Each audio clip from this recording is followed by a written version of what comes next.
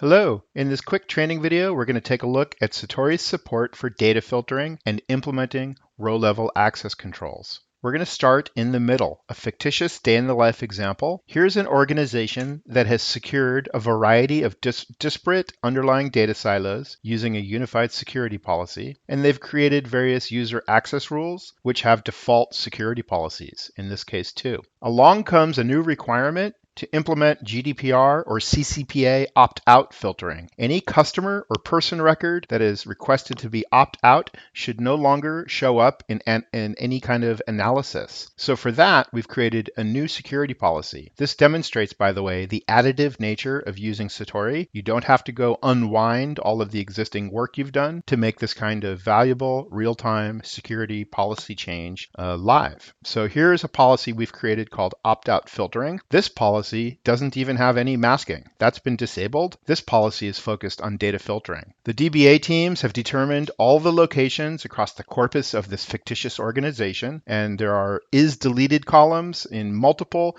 disparate data silos. On the screen here, you can see Azure and MySQL and Snowflake, and they're all referring to this new is-deleted filter. Down below is that filter. Again, it's a fictitious example. This says in plain business terms, if the end user of Satori is a member of a particular Okta or Active Directory group called HR team, go ahead and show all of the records. For various compliance reasons that may or may not be allowed. Otherwise, for every other user, only show customer records that have been marked with a 0.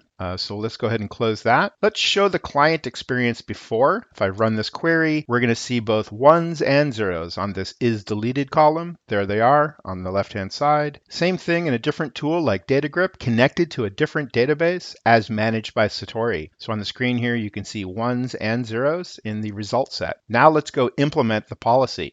We've already gone ahead and created it, and now all we have to do is go find our data set, which is managing all of these disparate data silos, and go to the default security policy tab and add it in. There it is. Click the checkbox, click Save. The policy is in effect immediately. Let's go back over to Snowflake and rerun that query and see what happens. Now we're seeing only 0s. How about in DataGrip? Let's take a look. Same thing.